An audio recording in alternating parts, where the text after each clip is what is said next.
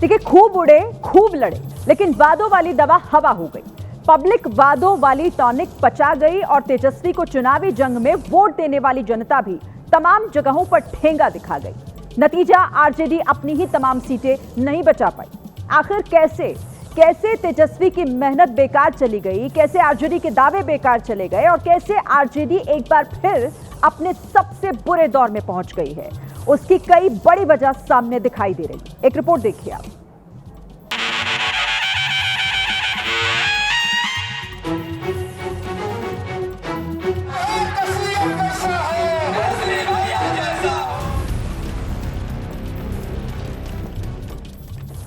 हमारे चाचा नीतीश जी अचेत अवस्था में है, अब इनसे बिहार संभाल नहीं रहा है।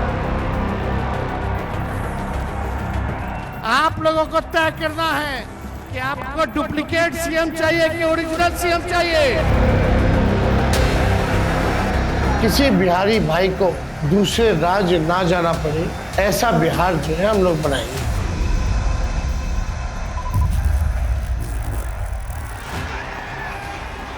एक दिन में 20-20 रैली, समूचे बिहार की इंच इंच जमीन के वोटर को हेलीकॉप्टर से नाप डाला। हर रैली में नए बिहार की उम्मीद जगाई, हर घर में नौकरी की लालटेन जलाई, रोजगार और अपने बिहार में रोजगार की अलग जगाई।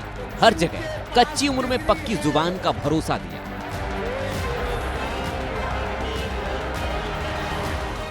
तेजस्वी की उम्र कच्ची है लेकिन जुबान पक्की है। लेकिन जनता को तेजस्वी का कच्चे पक्के वाला वादा रास नहीं आया और सब पर भारी पड़ गया जंगल राज।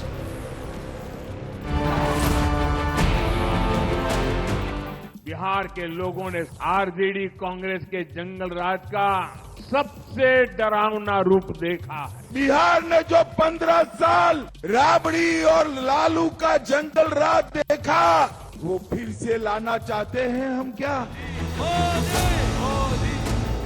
एनडीए के हर उम्मीदवार, हर प्रचारक ने हर गली, हर कुचे, हर रैली में जंगल राज वाले तीर से आरजेडी को भेदने में कोई कोर कसर नहीं लगाई। पब्लिक को लगातार ये जताने की कोशिश की कि अगर लालू के लाल को लाने की कोशिश भी की तो जंगल राज का दौर लौट आएगा। तो वर्ष 2005 से पूर्व बिहार ऐसी हालत में था कि लोग परेशान थे, पूरे राज्य में डर एवं भय का माहौल था। तेजस्वी जंगल राज वाले प्रहार को काट नहीं पाए, हालांकि वोट चोरी के नैरेटिव से पलटवार की कोशिश की, आज के वक्त में देखने की बात कही और जनता में भरोसा जगाने का भी प्रयास किया। पूरे देश में टॉप 5 बीजेपी रूल स्टेट में सबसे ज्यादा अपराध है, वहां क्या कर रही है? लेकिन वोट चोरी मुद्दा बेअसर रहा और जंगल राज के दौर की यादों से बिहार की जनता खुद को बचा नहीं पाई और वोट एनडीए के पक्ष में कराई। तेजस्वी ने हर बिहारी के घर में सरकारी नौकरी, पेंशन, महिला सशक्तिकरण, आजीविका दीदी को 30,000 रुपए समेत किसानों के उत्थान को लेकर तमाम वादे किए, लेकिन पैसे कहां से आएंगे और ठोस प्लान और क्रियान्वयन के बारे में कोई ठोस जानकारी नहीं। ब्लूप्रिंट लाने की बात तो कही, लेकिन चुनाव के दूसरे चरण तक वो सामने नहीं आया। ने सरकारी कर्मचारी का दर्जा देकर उनके वेतन को 30,000 प्रति माह हम लोग करेंगे। वहीं एनडीए की तरफ से चुनाव से पहले ही 1 करोड़ जरूरतमंद महिलाओं के खाते में पहुंचे 10-10 हजार रुपयों ने भरोसा जगाया और एनडीए महागठबंधन के वादों को हवा हवाई बताने में भी सफल रहा।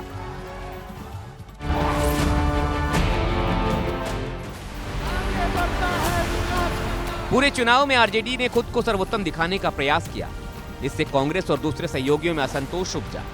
सीट शेयरिंग पर आखिरी वक्त तक पेच फंसा दिखाई दिया और देर से सीट बंटवारे का ऐलान हुआ। इससे महागठबंधन के साथियों को एकजुट होकर जमीन पर तैयारी का समय ही कम मिला। कई जगह महागठबंधन के उम्मीदवार ही आमने सामने भिड़ते दिखे। थोड़ी सीटों पर जरूर फ्रेंडली फाइट हो सकती है। कुछ सीटों पर जो 2-4-10 सीट है उस पर फ्रेंडली फाइट होंगे। इससे मतदाता कंफ्यूज हुए और महागठबंधन को लेकर भरोसा भी कमजोर हुआ।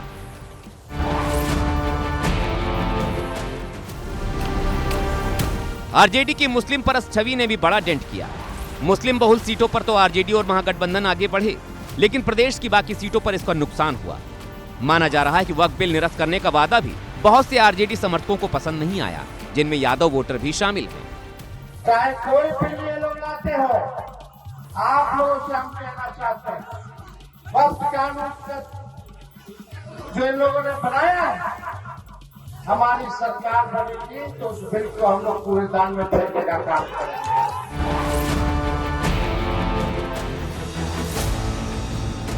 आरजेडी के कुल उम्मीदवारों में से 36% टिकट तेजस्वी ने यादव उम्मीदवारों को बांटे। ये फैसला उन पर जातिवादी छाप लगा गया। नतीजा, गैर यादव वोट बैंक का एक बड़ा हिस्सा खिसक गया। तमाम अगड़े और पिछड़े वोटर महागठबंधन से दूर हो गए। इसी के खिलाफ एनडीए ने आरजेडी का यादवराज वाला नैरेटिव चलाया।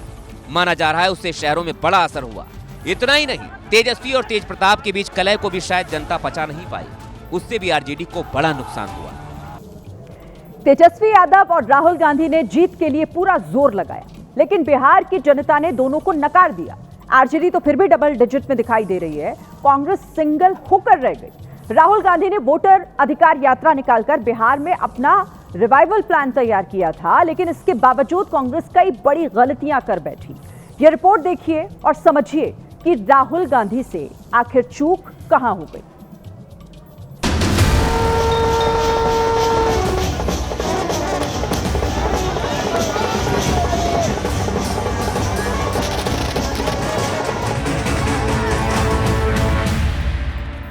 हम वोट चोरी नहीं करने देंगे।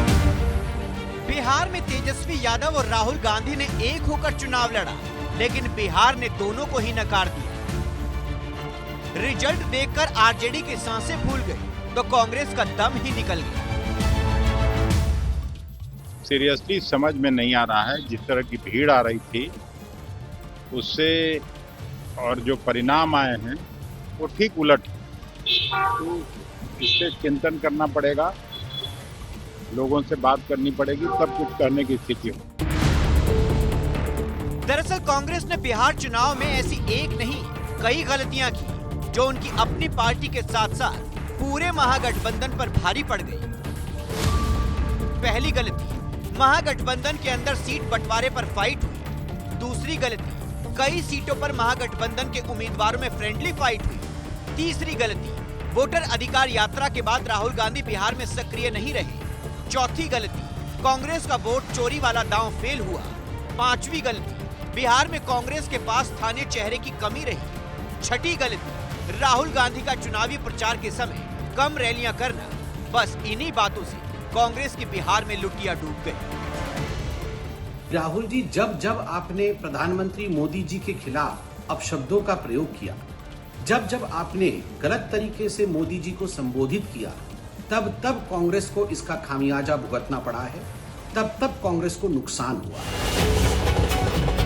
अब हार हुई है तो सवाल तो उठेंगे ही। नहीं, देखिए, वो तो जिम्मेदार जाहिर है कि जो ओहदे पे रहते हैं उनको लोग मानता है, लेकिन कांग्रेस में आमतौर पे समीक्षा नहीं होती है। हालांकि इतनी बुरी हार को भी कांग्रेस अब भी शक की नजरों से ही देख रही है। जो मुझे शक था वो सही निकला। ये पूरा का पूरा खेल मैनिपुलेटेड वोटर लिस्ट और मैनिपुलेटेड ईवीएम का है। कांग्रेस मुक्त भारत की ओर बढ़ रहा है। मुक्त होना चाहिए कांग्रेस से, और राष्ट्रीय जनता दल से भी मुक्त बिहार होना चाहिए। देश की पुरानी पार्टी पर बीजेपी हमलावर है और आंकड़े दिखा दिखाकर चुटकी ले रही है। पूछ रही है, वोटर अधिकार यात्रा निकालने वाले राहुल गांधी कहां हैं? कब जवाब देंगे? देखिए, बिहार में एनडीए की बम्पर जीत के बाद दो चेहरे चर्चा में हैं। पहला प्रधानमंत्री नरेंद्र मोदी का और दूसरा नीतीश कुमार का। लेकिन इस जीत में अमित शाह की भी बहुत बड़ी भूमिका रही है। गठबंधन को एकजुट रखने से लेकर चुनाव प्रचार तक में अमित शाह एक्टिव रहे, और उसी का नतीजा है कि बीजेपी के चाणक्य ने एक बार फिर विरोधियों को धूल चटा दी।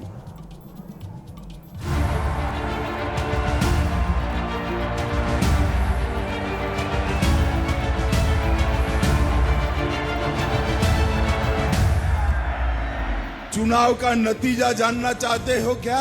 अरे जोर से बोलो, जानना है क्या? 9 बजे मतगणना शुरू होगा और 1 बजते बजते लालू राहुल की पार्टियों का सुपड़ा साफ। वही धार, वही रफ्तार, वही आत्मविश्वास और चुनिंदा मुद्दों को लेकर विपक्ष पर सियासी प्रहार। भाइयों बहनों, ये लालू प्रसाद और उसकी पार्टी उनके बेटे शहाबुद्दीन अमर रहे के नारे लगाते हैं। अमित शाह ना थके ना रुके, सिर्फ अपने मिशन पर जुटे रहे। बीजेपी की तरफ से अगर किसी नेशनल लीडर ने सबसे ज्यादा चुनाव प्रचार किया तो वो अमित शाह ही रहे। 13 दिन के भीतर अमित शाह ने 35 जनसभा और 1 रोड शो किया। कहीं मुद्दा विकास का था तो कहीं याद जंगल राज की दिलाई जा रही थी। मैं पूछना चाहता हूं लालू प्रसाद जी को, फिर से क्या आप जंगल राज लाने की सोच रहे हो? बिहार में 17 अक्टूबर से शुरू हुआ अमित शाह का चुनावी प्रचार लगातार चलता रहा। नवंबर के महीने में तो जब तक चुनाव प्रचार थम नहीं गया तब तक वो हर दिन घूम घूम कर बीजेपी के लिए वोट मांगते रहे। 5 नवंबर को छोड़ दिया जाए तो अमित शाह ने 1 नवंबर से 9 नवंबर तक लगातार चुनाव प्रचार किया और जनता को अपने पाले में करते रहे। आरजेडी वाले कहते हैं कि हम उसको वापस ले लेंगे। लालू जी, आपकी 3 पीढ़ी भी जीविका दीदी का पैसा वापस नहीं ले सकती, वापस। अमित शाह ने सिर्फ चुनाव प्रचार ही नहीं किया बल्कि रूठों को मनाते रहे, अपनों को समझाते रहे और एक एक सीट पर एनडीए को मजबूत बनाते रहे। बिहार की अलग अलग सीटों पर बीजेपी के कई नेता टिकट न मिलने पर बागी हो गए थे। कुछ नेताओं ने जनसुराज से तो किसी ने निर्दलीय चुनाव लड़ने का ऐलान कर दिया था। लेकिन इन सभी बागियों से अमित शाह ने पर्सनल मुलाकात की और सभी को मना भी लिया। सिर्फ इतना भर नहीं, बिहार में जेडीयू हमेशा बड़े भाई की भूमिका में रहती थी, लेकिन ये अमित शाह की रणनीति थी कि इस बार बीजेपी जेडीयू के बराबर खड़ी होकर चुनाव लड़ी। बिहार के चुनाव में बीजेपी के लिए कुछ पल अच्छे भी आए और कुछ चुनौतियों भरे भी। एक बड़ी चुनौती तब खड़ी हो गई जब सीट बंटवारे को लेकर जीतन राम मांझी से लेकर उपेंद्र कुशवाहा तक नाराज हो गए थे। लेकिन गठबंधन के दोस्तों को मनाना कोई अमित शाह से सीखे। अमित शाह ने खुद सभी नेताओं से बारी बारी मुलाकात की, उन्हें भरोसा दिया और सब मान गए और आज नतीजा सबके सामने है। तो बिहार विधानसभा चुनाव के नतीजे सामने आ चुके हैं। 243 सीटों पर 2 चरणों में हुई वोटिंग में एनडीए ने ऐतिहासिक जीत हासिल की है। चुनाव नतीजों से यह साफ हो गया कि इस बार प्रदेश की महिलाओं ने एनडीए को दिल खोलकर वोट दिए। लेकिन सवाल है कि आखिर बीजेपी और नीतीश कुमार ने महिला मतदाताओं का दिल कैसे जीता, इस रिपोर्ट में समझिए।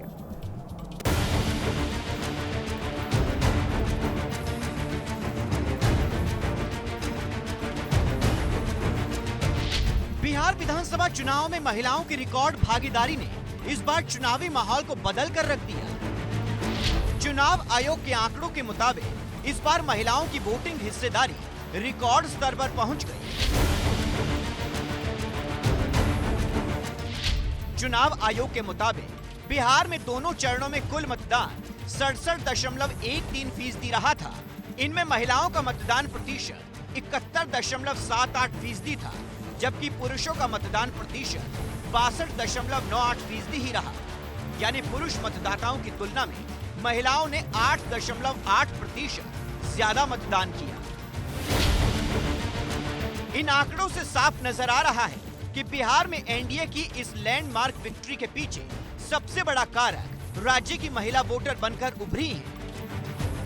मतदान के दिन बूथों पर महिलाओं की लंबी कतारें भी इस बात का संकेत थी कि वो इस बार अपने फैसले के साथ मजबूती से खड़ी हैं और ये फैसला सीधे सीधे नीतीश कुमार के पक्ष में गया। इस बार महिलाएं दिखा दी है, बिहार की महिलाएं हर जाति, कोई कास्ट मायने नहीं रखता है, हर कास्ट की महिलाएं ऊपर उठ करके सोचा है उन्होंने और सीएम नीतीश कुमार को अपना मतलब कि मुख्यमंत्री फिर से चुन करके दिखा दिया। सवाल ये है कि आखिर क्या वजह रही कि महिलाओं ने एनडीए सरकार पर फिर से भरोसा जताया। जानकारों के मुताबिक एनडीए की जीत सुनिश्चित करने में महिलाओं के खाते में 10,000 रुपए का कैश ट्रांसफर मास्टर स्ट्रोक साबित हुआ। मुख्यमंत्री महिला रोजगार योजना के तहत महिलाओं के खाते में 10,000 रुपए भेजे गए।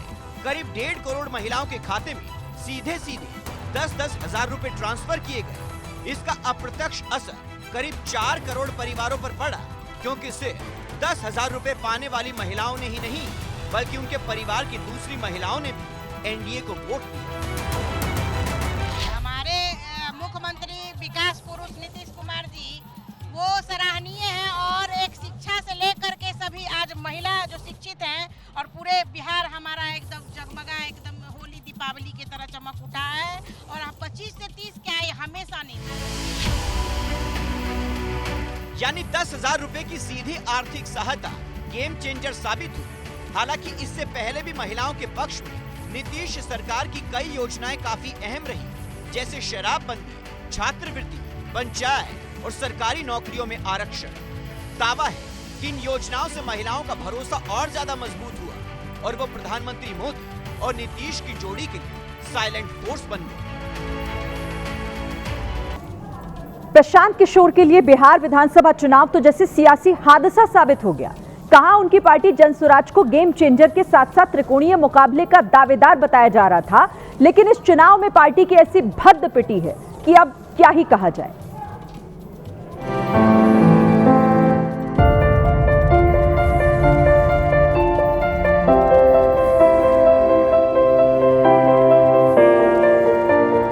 चुनाव प्रचार के समय प्रशांत किशोर की पार्टी की तुलना आम आदमी पार्टी से की जा रही थी। प्रशांत किशोर के धुआंधार चुनाव प्रचार को देखकर यह कहा जा रहा था कि प्रशांत किशोर की जनसुराज पार्टी भी दिल्ली की आम आदमी पार्टी की तरह बिहार में अच्छा प्रदर्शन करेगी। लेकिन जनसुराज पार्टी को तो केवल निराशा और सफलता ही हाथ लगी। प्रशांत किशोर की जनसुराज पार्टी ने बिहार में 239 उम्मीदवार उतारे थे, लेकिन पार्टी एक भी सीट नहीं जीती।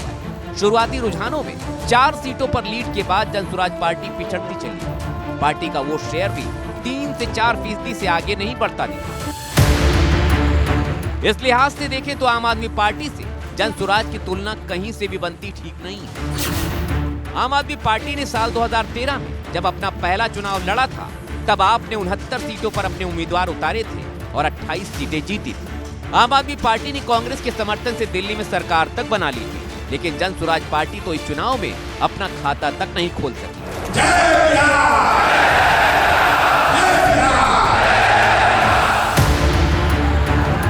प्रशांत किशोर का ना तो धुआंधार चुनाव प्रचार काम आया और ना ही वो रणनीति जिसपे प्रशांत किशोर ने चुनाव प्रचार के समय खुद को तीसरे विकल्प के तौर पर पेश किया और बिहार की जनता से जाति धर्म की राजनीति से ऊपर उठकर जनसुराज पार्टी को वोट देने की अपील की थी।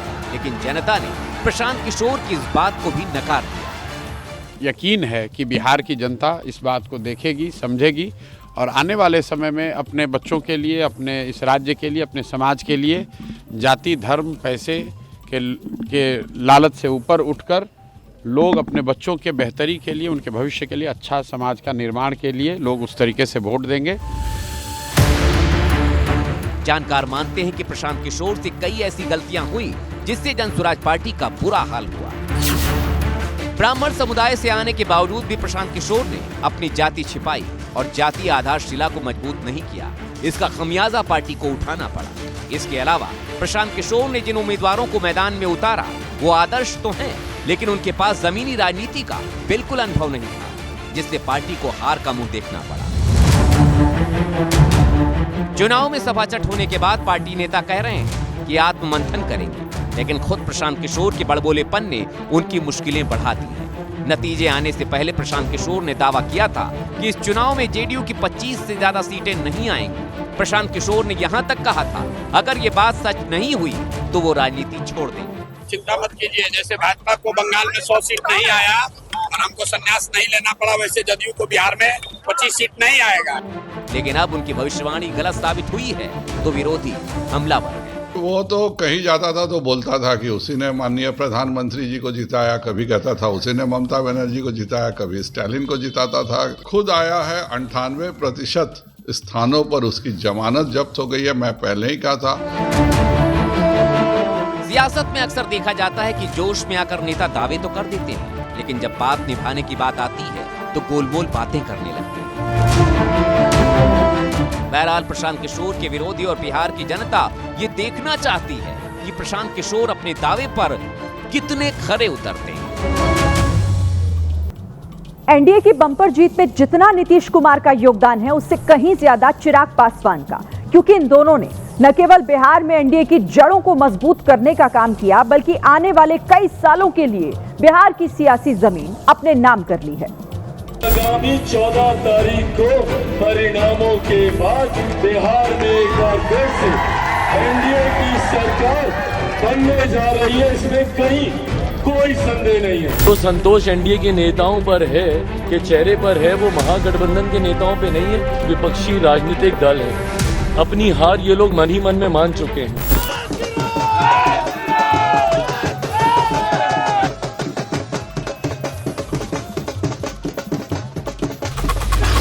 मोदी के हनुमान ने तो कमाल कर दिया। चिराग ने एक बार फिर एनडीए को रोशन कर दिया।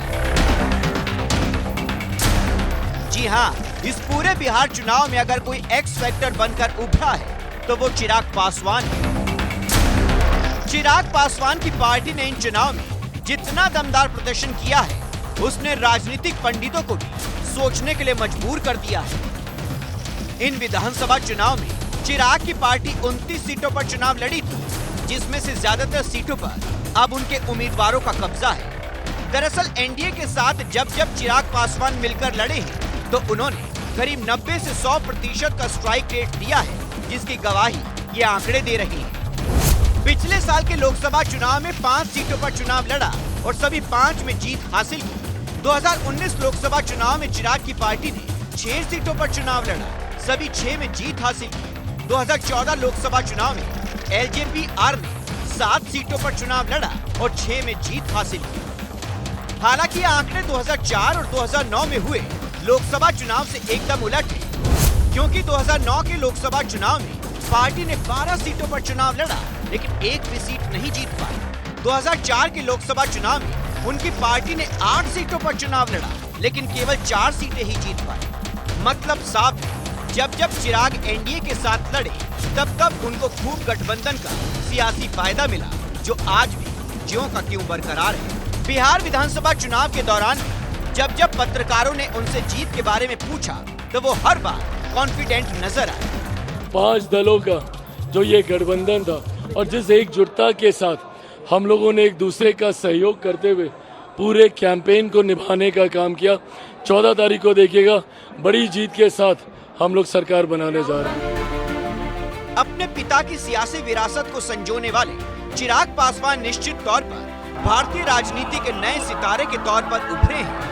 साल 2020 में पिता के चले जाने के बाद चिराग के लिए पार्टी में अपना कद बरकरार रखना भी मुश्किल हो गया था। उत्तराधिकारी की लड़ाई में वो चाचा से हार गए, लेकिन उन्होंने कभी हिम्मत नहीं हारी और आखिरी में हारी बाजी भी जीत ली। ठीक वैसे ही जब इस बार एनडीए ने चिराग की पार्टी को 29 सीटें देने का फैसला किया था, तब शायद कहीं हल्की नाराजगी भी थी, लेकिन नतीजों के साथ चिराग ने साबित कर दिया है कि बीजेपी नेतृत्व ने उन पर भरोसा करके एकदम सही दांव चला है।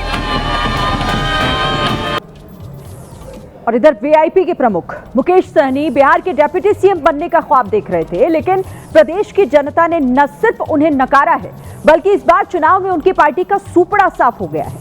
कुछ ऐसा ही हाल रहा लालू यादव के बड़े बेटे और जनशक्ति जनता दल के प्रमुख तेज प्रताप यादव का भी।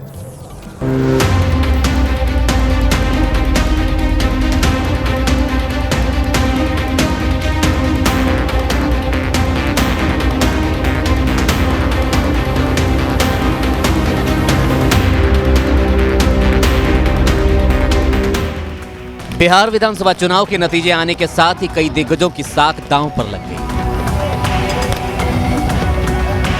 इनमें सबसे बड़ा झटका उन नेताओं को लगा जो चुनाव से पहले काफी सुर्खियों में थे। सन ऑफ मल्लाह और वीआईपी पार्टी के प्रमुख मुकेश सहनी उन चेहरों में शामिल हैं, जिनके लिए चुनाव किसी सियासी हादसे से कम साबित नहीं हुआ।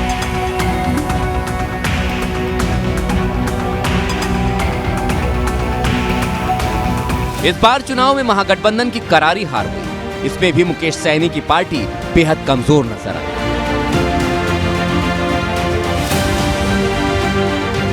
वीआईपी पार्टी के प्रमुख मुकेश सहनी, जिन्हें महागठबंधन ने उप मुख्यमंत्री पद का चेहरा घोषित किया था, चुनाव से पहले बड़े बड़े दावे किए गए थे। साथ ही चुनाव प्रचार के दौरान सहनी लगातार तेजस्वी यादव के साथ नजर आ रहे थे। लेकिन विधानसभा चुनाव के नतीजों के बाद वीआईपी की राजनीति सिमटती हुई नजर आ रही है। डिप्टी सीएम का सपना देख रहे मुकेश सहनी का ये ख्वाब इतनी बुरी तरह टूटेगा, किसी ने नहीं सोचा था। ये तो सीएम, डिप्टी सीएम ये सब चेहरा होता ही है और हम लोग पूरे सब मिलकर मजबूती से लड़े हैं। हम लोगों ने अपना पूरा फर्ज निभाया।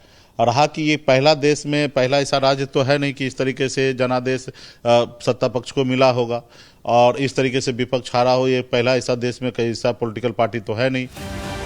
कुछ ऐसा ही हाल तेज प्रताप यादव की पार्टी जनशक्ति जनता दल का हुआ। तेज प्रताप यादव खुद अपनी सीट नहीं बचा पाए। महुआ सीट पर उनकी करारी हार हुई। पारिवारिक कारणों की वजह से लालू यादव ने तेज प्रताप यादव को न सिर्फ 6 साल के लिए पार्टी से बाहर का रास्ता दिखा दिया था, बल्कि उन्हें परिवार से भी निकाल दिया था। इसके बाद तेज प्रताप यादव खुद की पार्टी जनशक्ति जनता दल बनाकर अपने विधानसभा क्षेत्र महुआ से चुनावी रण में उतरे। इसके अलावा उन्होंने कई सीटों पर अपने उम्मीदवार भी उतारे, लेकिन दावा है कि आरजेडी के वोटों का बंटवारा हो गया और तेज प्रताप यादव को करारी शिकस्त का सामना करना पड़ा।